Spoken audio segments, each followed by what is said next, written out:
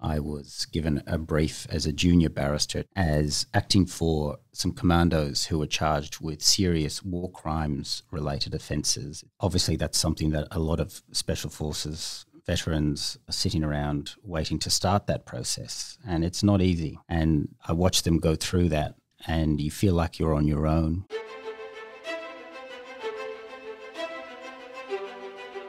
Welcome to the podcast where we track down Australian war veterans, have a chat with them, and hear their stories. I'm Alex Lloyd, and this is Life on the Line. The single greatest sacrifice I've made is my family. We weren't out there to take country. We were out there to do something. That was our job. I did feel a lot of regret. Friends were still getting killed. It got to the point where, you're going to funerals quite often. Do I lead under fire? And that was a heavy responsibility, I guess, on my shoulders that I didn't want to screw up. You have to be resilient to be able to cope. War itself is horrific. It's a horror story. It should never be dressed up as if it's something glorious. Not what you can do for yourself, but what can you do for your country. The volunteer for service was in effect to put your life on the line. Keith Wolahan is a former commando, a veteran of 3 tours of Afghanistan. He's also a lawyer and a barrister, and has now been pre-selected for the federal seat of Menzies for the Liberal Party. He spoke with Angus Hordern in Sydney. I'm Angus Hordern, in our studio today speaking with Keith Wolahan. Keith, welcome to Life on the Line. Thank you for having me, Angus. It's a real pleasure to be here. Keith, you were born in Dublin in 1977 and then moved to Australia in 1988. Can you tell us about that journey? For me as a 10-year-old and 2 younger brothers, it was a really exciting journey. In hindsight, we left a recession in Ireland and landed in Australia just in time for a recession here. So those 2 economic incidents have become a part of my life. But it was really a wonderful thing. I didn't appreciate how hard it was on my parents and particularly my mum, but I get that now. Is there any military history in your family? Very little. For those who are well read in Irish history, there's no formations that have come from Ireland in the Great Wars, but lots of individuals did, and people are writing books and recording that oral history like you do here, and that's important. But in our family, the one that I know of is my uncle. He fought in the Vietnam War for the US Navy, and back then Irish people could join the US Navy, and he ended up on Bob Hope's security detail for one of his tours. So it's been fun chatting to him about that. So what drew your interest initially into the military? Primarily a sense of curiosity. I was at orientation week at Melbourne University, and for those who've been to university, there's just all these different tents and clubs. Down the back of the quadrangle was this dark green tent, and I just wanted to know what was inside it, and I never would have guessed that I'd end up doing what I did, but curiosity primarily. But second to that would be a sense of service, and Australia has been very good to me and my family, and I couldn't think of a better way to give back than to do that. So your initial work with the Army was via the reserves back in 1996? That's correct. So signed up in first year university. And which unit did you join? The first unit was Melbourne University Regiment, which is just off campus at Melbourne Uni, off Lygon Street. So it's just near that part of Carlton. And just a normal infantry unit? It is. It's got a very proud history. I think Robert Menzies briefly went there, and many other Victorians have gone through Melbourne University Regiment, but it's primarily an infantry unit, but its primary role is officer training. So a bit like the Sydney University Regiment we have up here. Very similar. So when did you migrate from the Melbourne unit into the Commando Regiment? That was in the early 2000s. My first posting was as a reserve infantry platoon commander in Geelong, but I lived in Ringwood, the other side of Melbourne. So I was trekking several hours through Melbourne down to Geelong, which I was more than happy to do. But I'd heard about this place called Commandos, and again, a sense of curiosity drove me to see if I could. The primary attraction was a sense of curiosity. I had met people who were commandos and had been in SAS, and I really looked up to them. They were humble, professional people that I wanted to be like and to see if I could do it. There was only one way to find out. So this is 2 Commando in Melbourne. I had by coincidence joined 1 Commando in Sydney, and it was a reserve unit, and I'm assuming yours was similarly a reserve unit at the time? It is. It was then and is now still sort of an integrated unit. There's a lot of full-time staff that go through to company. What I remember the most about the Commandos in particular was the training. Tell us about your experience with training in those runs and all the arduous experiences that you had. Well, by the time I put my hand up, 4 RAR, which was the predecessor to 2 Commando Regiment, was up and running and quite mature. So all of the selection and training was really run through them and the Special Forces Training Centre. So I went straight from a reserve infantry unit onto the Commando selection course, and I was the only reserve officer on it. There were several full-time officers. That was quite a big wake-up call for me to get thrown into that environment and then continue a lot of the courses that they ran. So how long did the training go for? The training was broken up for me. So I think it was a 3.5, 4-week selection course. And then after that, several iterations of courses. Some of them were run by one Commando Regiment, some 2 Commando Regiment or 4 RAR, and then some by Special Forces Training Centre. And then as they added courses to the reinforcement cycle, we ended up catching up on others like Close Quarter Battle and other courses much later and before we went to Afghanistan in especially 2009. Are there any special memories from the training days? Any funny experiences? It was interesting hearing other people speak about their memories of selection, and it is brutally hard, and it certainly was. I remember on selection course sitting there that the OIC of the selection course was a Major, Hans Fleer, who is probably responsible for selecting a whole generation of officers in commandos. And he very sadly passed away quite young, but he was a really powerful person that meant a lot on that course. And when he came down from the mountain to speak to us, particularly the officers, he took the selection of officers very seriously. And he is my memory of selection more than anything, more than the pain or all the other tests.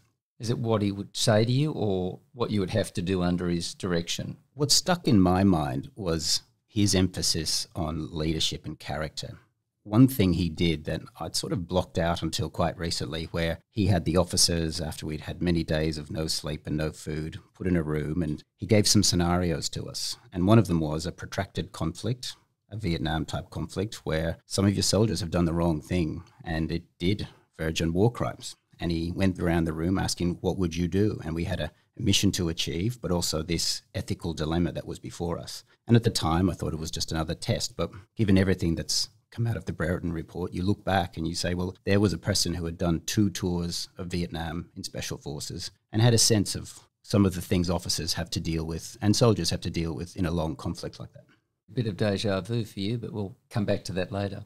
Do you remember how you felt when September 11 happened and you saw those planes hitting the Twin Towers? Vividly. I was at 2 Company in Williamstown and Melbourne. We were running a course and someone, being from Melbourne, everyone's interested in the AFL. So someone turned on Channel 10 to see if, I think it was Matthew Lloyd from Essendon, had been given a particular penalty. And Sandra Sully from Channel 10 then the First Australian network broke to New York. And we just stayed watching all night and everything was different from the next day.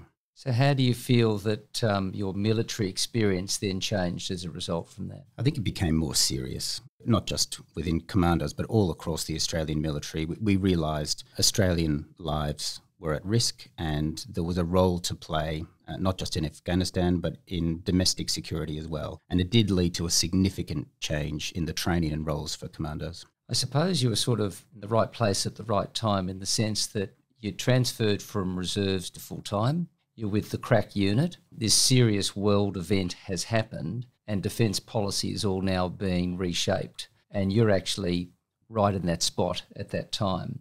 You continue with your work and then you're promoted into being captain back in 2004. I went back to being a reservist, so I was one of the reserve commando officers in 2 Company, but we did several periods of full-time services for all of the deployments, and I think I had about 7 periods of full-time service, 4 of which were for deployments. Timor, 6 months, 3 tours of Afghanistan. You would often do other things, courses and exercise on your reserve days. The average reservist in commandos does about 100 days a year or more. So it's just a different payment system. For instance, I went to South Korea on an exercise on my reserve time.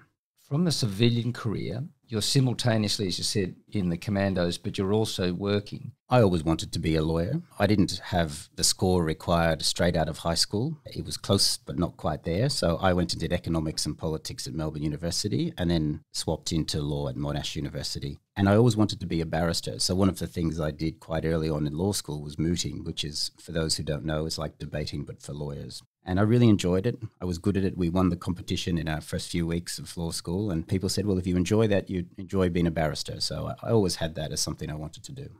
So, Keith, your first deployment is to Timor in 2007. It was. And by then I was wondering whether I would ever get to deploy and I'd sort of given up on the idea that it would happen. I was in Merimbula and got a call from the OC who said, if you want to go, you've got a week. So I jumped in the car and raced back to Melbourne under the speed limit. And I was in Timor within a week. And I remember the person I was replacing as the Special Operations Liaison Officer, he said, "Oh, what took you so long?" And I was like, "Well, I did this pretty quick to get here." But I was so glad to be there. That was a really fun tour.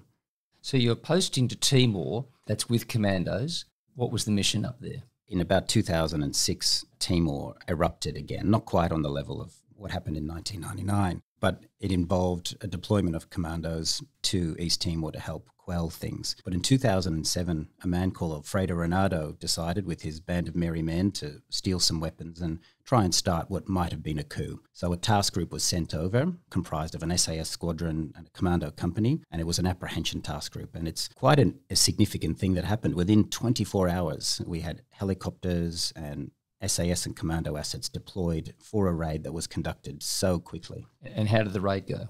It didn't have the tactical outcome required, so they didn't capture Alfredo Renato. He went through the cordon, and then there was a series of follow-on missions to try and capture him. Eventually, he was cornered, but politics got in the way, and a negotiation was settled for him to hand himself in, and that's when the task group withdrew. But my role was, I was the liaison officer with the infantry battle group, so I was back in Dili providing that liaison for the commander. So let's talk about your 3 combat tours to Afghanistan. The first one starts in 2008. All of the trips that I made to Afghanistan were different, all of them challenging and rewarding in their own way, and each of them helped make me better at the job that I did in the other ones. So the first one was a staff role. I was the operations officer of Rotation 6 of the Special Operations Task Group. It was 6 months in the headquarters in Kandahar, and the primary task I had was to help get missions approved with the chain of command in NATO in Regional Command South, but also to help run current operations. So we had a whole staff in the headquarters, including a fighter pilot and a helicopter pilot and watchkeepers and intelligence staff. And we were really helping commanding officer lead the whole task group and then doing all of the work required around that. A lot of people have said that when they first touch down in Afghanistan, there's a smell. I think that's right. That doesn't stick in my mind. It's more just the haze of the dust and other things. I think it was getting dark by the time I first touched down. But I do remember when the C-130 banked over Afghanistan and you looked down and saw it, it just gave you a sense of perspective about what might be happening down there. Keith, let's take you into the operations room. So what sort of shifts are you doing? How long are you rostered on? It was just me as the operations officer, so either I was there or I was asleep. I generally did about 16-hour days, 7 days a week. It was a long... Very intense. It was. Not physically intense, but mentally demanding, but highly rewarding. I had a team of people. We all got along well together and we worked well together. And there was no break, no days off, but we were happy to do it because we knew the work we were doing was supporting people on the ground, out in the field, risking their lives. And equally, this is the first time you've done all this training. This is the first time you actually get to do the real thing, and it really counts. That's right. And I wanted to step up and prove that I could do it. And so doing a good job was really important to me and my unit. I wanted to show that we could value add to this mission and this deployment. I think you always remember anyone who lost their life, and 2 soldiers lost their lives on that tour. So Jason Marks and then Signal Sean McCarthy. He actually died on my very last day. Those 2 days, I wasn't out in the field with them, but just when you heard those words over the radio, it just has a chilling effect on you that you never forget. And obviously you spin up all of the reports and get things ready. And I remember looking at the reports and feeling this sense of guilt that I knew this about them before their family did. And you knew that process was starting where someone would knock on their door. And I think for the case of Sean McCarthy, I think his family, one of them might have been in Ireland, and it was hard to get hold of them. And that was quite heartbreaking hearing things like that. How long did that deployment run for you? 6.5 months. It was a long trip. Well, it's a long deployment if you're in one spot doing one thing for such extended hours and you know nothing else other than reporting and working and going to sleep and going back and doing it again. What was your second deployment like then? That was quite different, and without a doubt, my professional highlight in anything I've done. I wasn't sure I was going to go back and deploy to Afghanistan, but I remember the moment that I decided to do it. I went back from that first tour, I went back as a mergers and acquisitions lawyer in a big law firm in Melbourne, and I was settling down for that life. I remember driving into the city. There's a freeway for those of your listeners who know Melbourne, the Eastern Freeway, and we were driving in early January, and the phone rang, and it was the company commander, and he doesn't normally call me, and I just had this sick feeling something wasn't right, and I answered it, and he told me to pull over, and when I pulled over, he told me that Greg Scher had died. And Greg Scher was a very good friend of mine, and so many others in the unit. And I know at that time they were talking about putting a 2-company battle group ready to deploy at the end of the year, like the one that Greg was in from one company. And I wasn't sure if I was going to go because I had been, but I just said to my wife then, I've got to go. And it wasn't a sense of revenge or anything. It was just you didn't want to be there on that end of the call ever again. I didn't want to be back here hearing a call. I thought if at the end of the year 2 company soldiers are facing that risk, I'd like to be there helping them, and especially the things that I learned on that first tour. Later that day I said, look, I want to be one of the platoon commanders too. So there was 2 platoons, and the other platoon commander was a very good friend of mine. So from then on, we signed up to 6 months of full-time training. Very intense, lots of exercises around the country. We all went to Perth to finish our close-quarter battle training. We did urban operations. We did exercises up in the snow in Victoria because it was going to be cold. And then we went to South Australia. It was a really well-resourced 6 months, and we did some other courses in between. And then myself and the other platoon commander and company commander, we went a month earlier than the rest of the company, so we could do a counterinsurgency course, a leaders course in Kabul before continuing on with the tour. You got to say one thing about the Army, the training's pretty good. It's very good. And when you think back, it's, for me, the hardest, most challenging things are in training. We had a great company commander and a commanding officer over there. They trusted us, but they tested us. So I remember being on my feet, being asked to give very quick orders in high stress, time limitations. I remember thinking, I've never been under that stress on my feet in a court before. And it was great. And we needed to do that in training so that when it happened in Afghanistan, which it did, it was familiar to you. When you finished your first deployment, you came home, and you were home for roughly how long? About 6 months. Went on a holiday to America with my wife and some friends, but then came back to work in a law in that first deployment. And you then say yes to the second deployment, 6 months of training here, and then you're deployed 1 month ahead of your troops. That's right. So you've completed that bit of extra work in Kabul, and your troops arrive. What happens? So this sense of excitement, because they're not just my platoon, they're genuinely my friends. And that was in a professional sense, but just this excitement that we were there, and we were there as a unit and a sub-unit. So the first thing we did was you do a nursery patrol with the Commando unit that was leaving, and they were very generous in taking us around, showing what worked, what didn't work, showing us the areas and the relationship they had with the helicopter pilots, how the vehicles worked. And that nursery patrol, which again, a lot of you other people in this chair have told you about, that's a very important part of the handover. And but after that, we felt like we were ready to go. And what part of Afghanistan are you working in? All over the place, mostly in Regional Command South. So we probably spent most of our time in Kandahar. We did a significant operation up and down the border of Helmand and Kandahar, but also in just about every part of Uruzgan.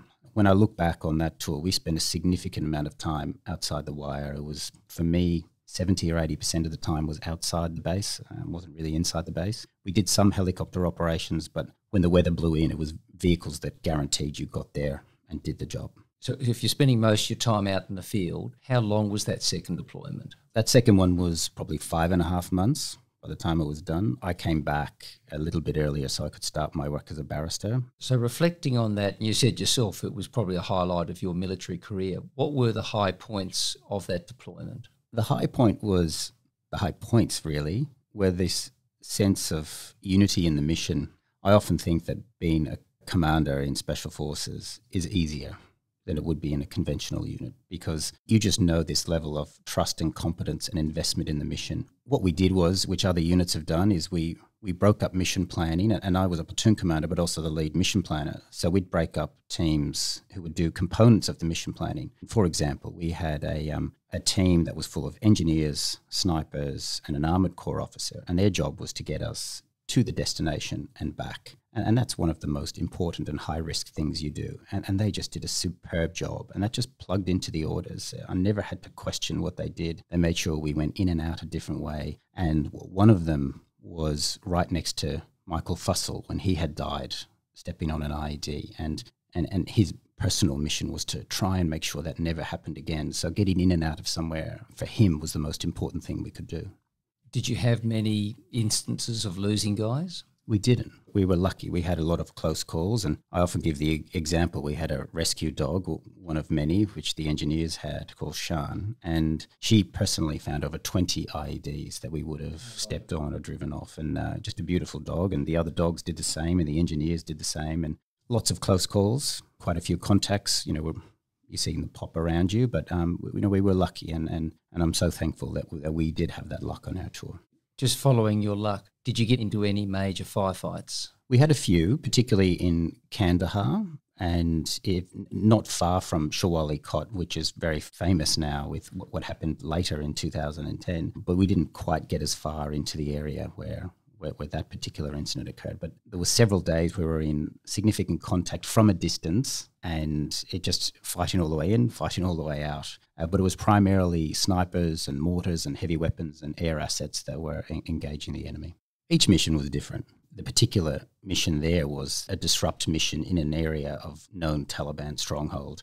And we also knew that part of our mission then was to provide a pathway and fact-finding for future operations, because this was an area of concern and concentration for the SOTGs, and that happened in the tour afterwards and the tour after that. So it was certainly an area that needed attention, and this was just the start of that sort of probing missions. Keith, was there much opportunity to try and sort of win hearts and minds in any of your work? Significantly. I think if you look back on the timeline of the commanders in Afghanistan, different commanders at the 4-star NATO level brought a different perspective. I was there in that tour when General McChrystal was in charge, and he had visited the base early on. And he really believed in the Hearts and Minds campaign, and there was no date for withdrawal, which is critical to that succeeding. And our commanding officer believed in the Hearts and Minds campaign. So he wanted to make sure we took the risks of doing things by day, meeting people, talking to people and learning from them. And when I look back, they were the highlights for me and many others on that tour. It sounds simple, but a meeting with people. But a meeting with people involved a lot of planning, a lot of risk. But we learned so much more than you ever would if you were just doing night raids. And I think we were able to contribute to the mission in a really important way. And I'm very proud of the work that we did then. What were your interpreters like? They were outstanding. Everyone had their favourite interpreter. There was one who was training as a doctor in New York, and so he would always go with the medics. There was another one called Sal who ran a restaurant in New York, and so everyone wanted Sal, but he wasn't very fit, so you didn't want to take him out on a target, but he was usually with the headquarters vehicle. But in winter, he'd buy some local food, he'd cook up some naan bread, and you'd be giving orders surrounded by this hot pot stew. And so Sal was very, very important. But the interpreters were critical. You just couldn't do your job without it. So an example would be I had a Shura down on the border of Helmand and Kandahar in an area where the American brigade had lost significant numbers and they'd retreated into their forward operating bases. And we were given the mission to go out and talk to people in a way that hadn't been done by that brigade. And it was through the interpreters I was able to communicate with them over several hours and learn and talk to them. But on the other side, you had another interpreter telling you, what people were saying in the hills, which we learnt were their children and grandchildren who had been given money by drug dealers. Now, we didn't know that from an intelligence report. You only learn that by being on the ground, hearing them say it and having it reinforced in your other ear from the interpreter listening to their radio communications. Keith, what I found from my own time is what kept you together with the hard training with the guys were often the very funny things that would happen. Do you remember any particular incidents, perhaps when you were on one of your deployments? Well, often the funniest things are usually the things that need to be censored so that, soldiers have quite a rude sense of humour, and my friends certainly did. But there's something that happened on that second tour that was a little bit funny but left a lasting lesson for me. We were sent in to an area that had expelled the Taliban themselves. Some mullahs had been killed in a mosque, and that was a red line for that community, and they were sick of the Taliban and drove them out themselves. Our mission was to go and speak to them, find out how they did it, learn the lessons, and maybe we could pass those on to other villages. So we were given 10 water pumps to give to this village, and for those of your listeners who don't know Afghanistan, a water pump is a really valuable asset. It takes water to an area that could be irrigated. So these were very heavy things, about 50, 60 kilos each. So we had 10, and we went in the Bushmasters to the edge of this mountain range, and we couldn't take the Bushmasters any further. So we paid for some donkeys to have a water pump on the back of each donkey, and it was a beautiful image seeing these donkeys go up and over the mountains. made it to the village, had this huge shura that went for many hours. And when we had the big reveal for the gift, the village elder said, I won't take it. I'm very grateful for the gift. You don't have enough for everyone, and I'm not asking you for everyone because there was 1,500 people in this area. We're holding this community together by a thread, and I could take it. I could give it to my brother. I could give it to my cousin and my neighbour. But the person down the road or up the valley would be jealous of me. And jealousy is a very powerful thing that can tear us apart. So thank you very much, but we won't take any. And we continued with the meeting and then eventually left with the donkeys and the water pumps up over the valley. And for anyone who's given a gift that hasn't been accepted, you're at first disappointed. But then we all spoke and chatted about it, about how what a really smart thing he did. He understands his community. And for anyone who's had brothers or sisters, you know how powerful jealousy can be in tearing families apart. And it certainly can tear villages apart. I walked away from that thinking he's someone who knows his community. He's a leader of his community and he's selfless. And that's a little lesson that I took from him that I'll definitely take into politics. And it was just really one of those nice stories. But we all love chatting and talking to the donkeys because who doesn't love a donkey? So what did you do with those water pumps? I don't know what happened to them. We gave them back. I often think all of the stuff that was brought into Afghanistan, where is that now? So I'd like to think water pumps have been put to good use. Those donkeys would have been pissed off knowing they had to take them back again. I know, but I grew up watching Shrek, and so I just kept waiting for the donkey to talk back to me, but it didn't happen. After your second deployment sort of winds up, what was the extraction like? You left first and then your unit then followed you, or...? They did. It was all very sudden. That operation in Kandahar I spoke about, Shawalikot, that was right near the end. And within a few days, I'd come back, quickly handed my weapon in, and I had agreed with the company commander that I could go back to start my barrister readers course, which is a 3-month course that you have to do. I had missed the first week, so I was coming in on the second week. So I left on the Wednesday, landed in Tullamarine on the Friday, which is the Melbourne airport, quickly said hello to family and friends and started that course, having missed the first week on the Monday. And so my head was really sort of spinning from having been in Kandahar in a contact a week earlier to sitting in a room, having judges and barristers talk about this new profession you're putting your hand up for. I could see that would be a huge change from where you had just been. It would be very hard to concentrate, I suspect. It was and it wasn't. I never had a time to relax from that tour. So I was sort of had this pent-up determination to do well that carried over, but felt this lack of confidence because it had become normal what we were doing in Afghanistan, but what I was doing here with them wasn't normal. So I was quite stressed and nervous about doing a good job there. But the thing that really hit me was this sense of isolation. You'd gone from this team that you'd been training with for 6 months, deployed with for almost 6 months, and then I'm back on my own with people who had nothing to do with that. So I missed them straight away and couldn't wait to see them again. So how long did you stay with the legal books before you went back again? Well, I thought I was done then, and I've said that before. So I thought, here I am as a barrister. It's what I've always wanted to do. I've been to Afghanistan twice, so I'll stay as a reservist in commandos. I really wanted to help with people who wanted to do selection to try and help that. And I thought I was done. And then in 2014, I had a trial in the Supreme Court that was coming up, and I got a call saying, do you want to deploy to Afghanistan? It's a bit different. It's a short notice trip with an American task group. And at the time, Iraq was kicking off, so there were lots of people in lots of different places. And it sounded like a great job. But I said, look, I can't. I've got this trial coming up. And then an hour after I said that, I got a call saying the trial had settled. So I called my wife and I said, look, one more time. And she said, okay, do it. Which was a different proposition because we had a 2-year-old. My wife was pregnant, but she still, when I explained this to her, she said yes. And that's very generous of her. So I called them back and said, I'm in. And again, a week later, I was coming through Sydney and then found myself in Kabul and then getting on a helicopter to go to Bagram, again on my own, thinking, what am I doing?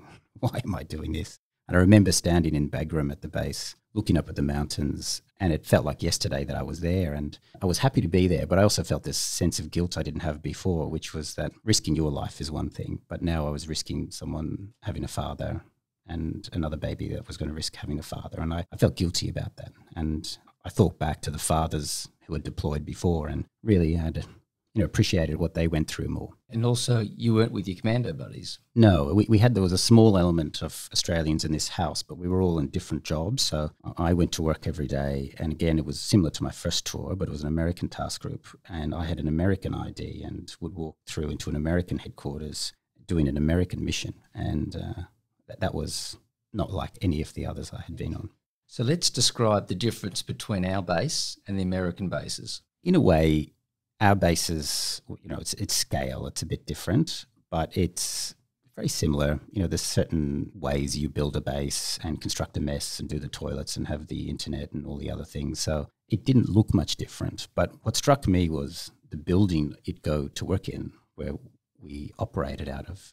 You'd hand in all of your phones and equipment, and you walk down this corridor that showed September 11 images on the plasma screen. And then you turn left down the other corridor, and there's just rows of their dead Special Forces soldiers from that task group. So you went to work every day, being reminded of September 11 and being reminded of the lives that have fallen. And that sunk in your mind every day for them and for me of why you were going to work. How did you find working with the Americans? Did you find their level of professionalism satisfactory? Definitely. We're all human and there's a bell curve of people, but there were people from all over the Special Forces community there, and I made some fantastic friends, met people from states you wouldn't normally meet, and just that sense of responsibility that it's on them. So for us in Afghanistan, we were a small part of a big picture. They are the big picture. So there's no one else. So the missions and tasks they're given, it's on them. And you can just see that sense of purpose and seriousness. So it wasn't quite the sense of humour that you get in an Australian task group, but you can sort of understand why they don't have it. But very friendly people. So the work you were doing with them, they're American units that are going out in the field. I mean, were they doing similar work to what you'd been doing with the commandos? Like other people who've been on your show, there's parts about their task groups you can't say, but it's not a secret to know that a huge part of the work is drone work, and there are also field elements that go out. So they would primarily work on drones, but also have humans that would go out to pick something up or kill or capture someone. But you would have, I imagine, more resources, obviously, in the American base that you could call on. So were you involved in the deployment of those? I was part of the operations centre that did that. So a significant level of resources at their disposal, almost infinite compared to us. So many more plasma screens on the TV than we would have had in our first headquarters. I suppose everyone we interview, every Aussie, when they reflect on when they're introduced to the main show, being the Americans, it's just so massive. And we all feel the comfort of them being on our side. That's right. By 2014, we had been there for a long time. And, obviously we're coming up to that 2021 date, but it felt like a long time then. And, it's been 7 years since I was on that trip. Was that 6 months roughly? No, it was quite short. So I was the last Australian to do that job. So we also had a logistics task at the end to say goodbye and thank you and pull out. There was other Australians in Bagram doing different jobs, and we got together and shut down the house. And there was a lot of history with that house, because the house originally was the headquarters for the very first SOTGs way back in the early days, and it had little graffiti of people's names who'd been there, and you recognise some of those names. And so there was a sense of history in that building that we said goodbye to on behalf of many others that had been through it. Well, I suppose for Sarah it would have been easier to sell that trip from the perspective that you weren't a platoon commander in the field, that you were more so at head office, part of a team directing work. And that was my sales pitch, and it worked. So yeah, and a bit shorter. Yeah, that's right. So back in 2010, you were actually called as a barrister to the Victorian Bar. That's right, and it's an old-fashioned term to say call to the bar. In the end, it's on you to go. No one actually taps you to say come to the bar, but it's an old-fashioned way of saying it. And you were similarly honoured in the Australia Day Honours in 2011. What was that concerning? That was related to the second tour as a platoon commander, and again, that was a significant honour given to me, but I never for a second believed that was something I did that was special. It was just an acknowledgement for the platoon, and I was the lucky guy that was the head of the platoon. But equally, the other platoon commander, who's not only a friend of mine, but a mentor and one of the best officers I've ever worked with, I'd like to think that was for him too, because there was nothing I did that he didn't do or better. It was an amazing team effort. There was no rivalry, and I was a lucky guy who was left standing getting something. So Keith, having done your 3 missions, I mean, over your time of being abroad, being back home, how have you found the overlap between your legal career and the military work? They were mostly separate. They were completely distinct things. As you noted, I wasn't a legal officer, but once they did overlap. So in 2010, I was given a brief as a junior barrister to a senior Sydney barrister, David McClure, who's now a senior counsel, as acting for some commandos who were charged with serious war crimes related offences. It wasn't an actual war crimes charges. They were charged quite controversially with domestic offences. So they were charged with the deaths of women and children who had been killed in a raid. Grenades were used and they were killed. And that was in 2009, so it took a year for the investigation. So with David McClure as the lead barrister, I was the junior barrister. We acted for the team commander, who was a commando, and that took about a year, almost full-time, with several hearings, and it finished with the charges being dismissed as being wrong in law. That would have been a good role for you because A, you've got the legal background, B, you've got the military background. Hence, probably you were quite the right person to help in that case. Obviously, that's quite a topical issue and it's ongoing with current inquiries. So you're acting for the ex-commandos who, as you've found, were wrongly accused. How did you find they handled the situation? It was really interesting watching them because I got to know and like them really well. And obviously that's something that a lot of Special Forces veterans are sitting around waiting to start that process. And it's not easy. And I watched them go through that. And you feel like you're on your own. You feel like your only friend is your lawyer and your barrister. And it's a really important relationship. And I've been asked by some about who are potentially about to start that process. And the most important decision they have to make is who their legal team is. That's like you're the person next to you in a firefight. And that's the person who will be standing there with you in the darkest of times. And there will be some really dark times. And it's not easy. It's not easy on the families. It's not easy on the extended family. And so I hope in the process that's about to start, Defence really makes sure that all of the support is available to anyone who's accused and charged with one of these war crimes.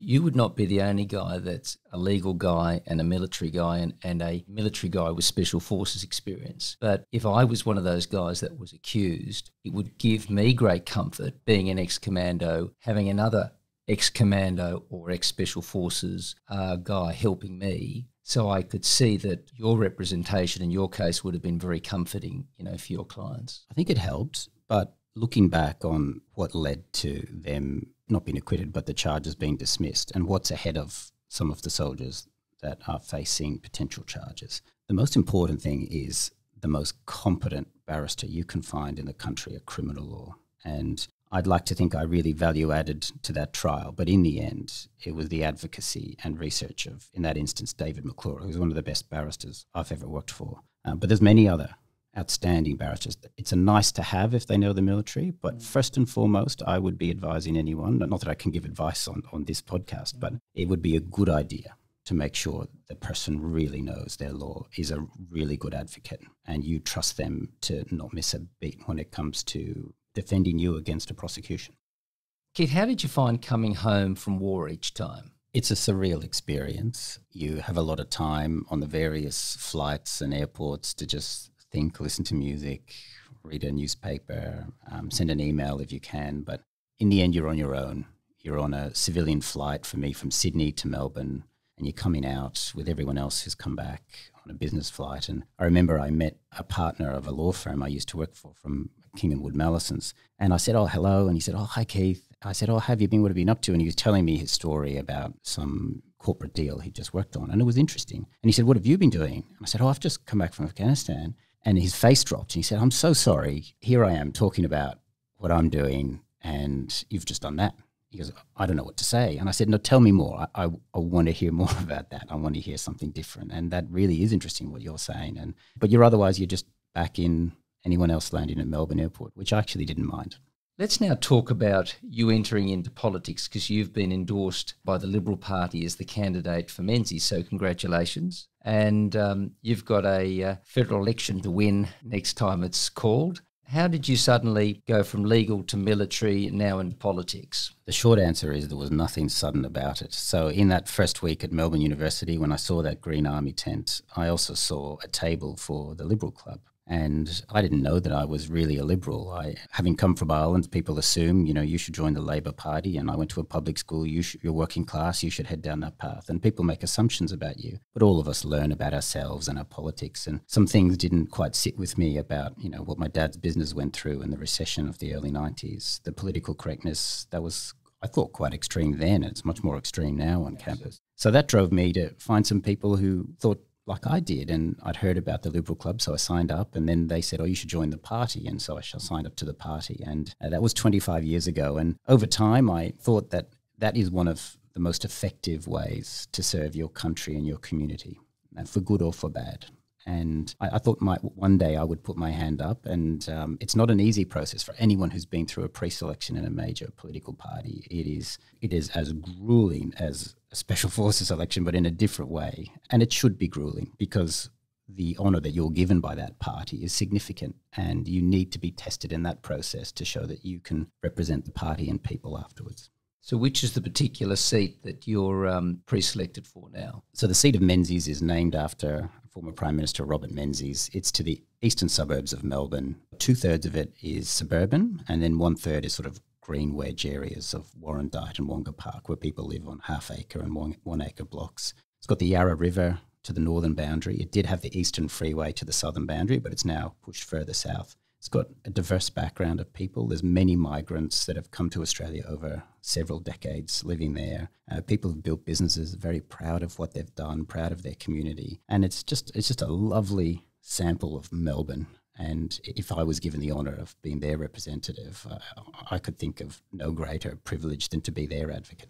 And how many people are in your electorate? On the census, it's about 130,000, so 60,000 households. So a lot of people. And communicating with them, you have to use everything at your disposal, from putting things in letterboxes, door knocking. Social media is very important. Some of them might be listening to this. There's lots of different ways to communicate with people, but that's my task that I've started now. Maybe you might need some of your Afghan interpreters. I think so. Yeah, I think so. And but so far, I'm speaking with everyone in a way I understand and they understand. People would ask you, what are you going to do there, Keith, to make a difference? I think the first task, and it will be, I think, a parliamentarian's task forever, is to be the best representative you can be. And you can only do that if you get out of your office and speak to people and listen to them. So I'm spending a lot of time listening and learning right now. And each day is different. There's a different phone call or a meeting. You go to a sporting ground and you hear about things that are of concern to them, a football oval that's not draining properly, or a road project that's going to completely change the character of a neighbourhood, an art gallery that wants to be renovated, an Italian club that needs to be fixed up.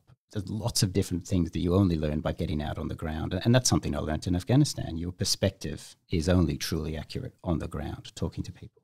You would no doubt, like every electorate, have veterans. I could see you being of a lot of service to a number of your people in that capacity as well. It's an area I didn't come into politics for or wear as a badge, but I'm more than happy to step up in that way, particularly in Victoria. There are many veterans who are in the Commonwealth Parliament from around Australia, but at the moment there's none from Victoria. But there's a lot of veterans who live in Victoria. And even though I'm a veteran myself, there's so many things I don't know. I don't know what it's like to go through the process of DVA, so I'm learning. I don't know what it's like to have that transition of 15 years full-time into a civilian life, but I'm learning. So like with the electorate, I'm trying to learn from the veteran community because it's a diverse community. Politics are different, views are different, there's different groups, there's different arguments. So listening to them is a task I'm happy to embrace, and I've started now. We wish you all the best, and I think having had the military experience, you will gain a lot of respect from people because you've already put your life on the line to serve your country, and I hope you get to serve it well if you're given the opportunity. If we look at your military life, how do you reflect on it today? It's a huge part of who I am, and from walking into that tent in that week at Melbourne Uni, I never thought it would be, but it helped me discover who I am. All of us often get assumed that we can do something. And what I love about the military and special forces is those assumptions don't matter. It's on you to put your hand up and to find out yourself if you can do something. And what I realized through the military is there's very little we can't do, all of us. It's on you to find out. And if someone tells you can't do something, go find out yourself. Don't ever listen to the naysayers or someone who wants to pigeonhole you. All of us are unique in our own individuality, and that means we're all capable of different things. And the military allowed me to see who I am, test myself in really stressful situations. And I surprised myself in what that allowed me to do and how I was able to step up to it. Keith, there's obviously a lot happening at the moment, politically speaking, for veterans and their families in Australia.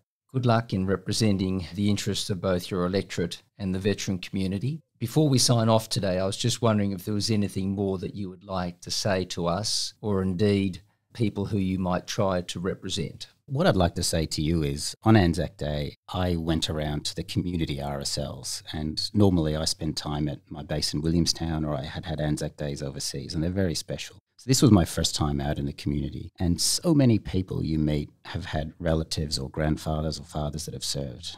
And almost to a person, they say the same thing. He never talked about it. He never told me what he did, and I wish he did. And I think what you're doing here with this podcast of recording this oral history, I think that's an important generational change in telling stories, because you see the sense of sadness that those stories often weren't passed on. And I think we need to record them and pass them on. And it's a credit to you and Alex what you're doing. Keith, it's our pleasure to talk to you today. We would like to thank you for your time, but in particular, thank you for your service. Thank you for doing tour after tour after tour. And we really wish you well in your next tour and hoping you are successful in that capacity. Good luck to you and thank you for your time today. Thank you very much. I'm Angus Hordern and you've been listening to Life on the Line. We have many more podcasts with stories related to today's episode. To hear more about the fate of Sean McCarthy, in Season 4, listen to number 68, Harry Moffitt Vol II. The leader is there to hold the light in the dark, to show the way forward. For more about the Battle of Shawali Kot from the perspective of the Commandos, listen to number 92, Dean Parkinson Vol II. We got hit from 4 sides all at once, deafening. And number 100, Gary Wilson. In the 3 months, I'd lost half my body weight. I was below 50 kilos, and this nurse put me back in bed. She goes, "Mr. Wilson, you're in a helicopter crash." For action-packed stories of serving in Afghanistan with US Special Forces, in Season 3, listen to number 54, H Volume 2. Only seconds ago, braced yourself mentally that you're about to die. You've accepted that. And in Season 4, number 54, H Volume 4. You got fucking hours and your whole call sign's going to be dead. So you either get someone in here or get us out of here.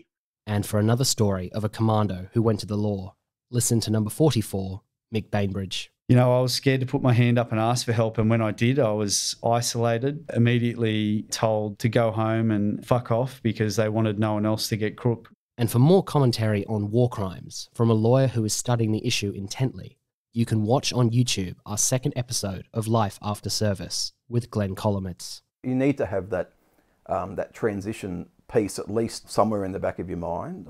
I think you can't really be in defence for the long haul, which I was, not having an exit strategy. It sounds negative, but not having a thought about what you're going to do when you do get out. For more great stories, follow us on Instagram, Facebook and YouTube at Life on the Line Podcast, on Twitter at LOTL Pod, and on LinkedIn at Thistle Productions.